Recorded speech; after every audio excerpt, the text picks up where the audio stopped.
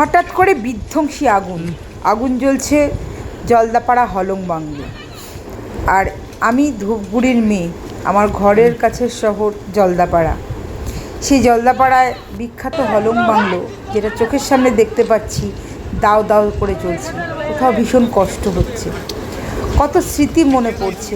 প্রথম হলং বাংলো দেখেছিলাম আমার রক্তের সম্পর্ক নয়, তবে নিজের কাকার মতো, পুলক কাকার সাথে প্রথম দেখেছিলাম হলং বাংলো। তারপর এখন কাজের ক্ষেত্রে বহুবার এর পাশ দিয়ে যাই, কিন্তু এক নিমেষে ভীষণভাবে দগ্ধ হয়ে গেল আমাদের এক ঐতিহ্যবাহী হলং বাংলো, যেখানে রয়ে গেছে প্রচুর ভালো ভালো মানুষের পায়ের ছাপ, রয়ে গেছে অনেক স্মৃতি। শুধু আমাদের উত্তরবঙ্গ নয়, পশ্চিমবঙ্গ নয়, ভারতবর্ষ নয়, সুদূর বিদেশ থেকে এখানে প্রচুর পর্যটক আসত, যারা এসে বসে দিনের পর দিন একশৃঙ্গ গন্ডার দেখার জন্য বসে থাকত। আজ একটুখানি সময়ের মধ্যে ধূলিসাৎ হয়ে গেল এই হলং বাংলো। কাল ছিল কাঞ্চনজঙ্ঘা ট্রেনের দুর্ঘটনা, আজ ছাই হয়ে গেল হলং বাংলো। সত্যি পরপর দুদিনে আমাদের কাছে ঘটে গেল এক মর্মান্তিক দুর্ঘটনা। সকলে সাবধানে থেকো, ভালো থেকো, আর এমন দুর্ঘটনা যেন আমাদের জীবনে না আসে, সেই প্রার্থনাই আমরা ভগবানের কাছে করি।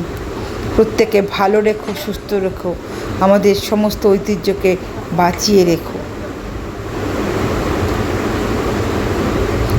যারা এই হলং বাংলো দেখেছো, তারা নিশ্চয়ই খুব দুঃখ পাবে, আর এই ঐতিহ্যকে স্মৃতিচারণা করা ছাড়া কোনো কিছুই আর আমাদের কাছে থাকলো না, হয়ে গেল এক ধ্বংসস্তূপ মাত্র। যখন আমরা হলং বাংলো গিয়েছিলাম তখন ছিল না অ্যান্ড্রয়েড ফোন, তাই ছিল না এর কোনো স্মৃতি, থাকলো না তার কিছুই, শুধু থাকবে কিছু ছবির মাধ্যমে।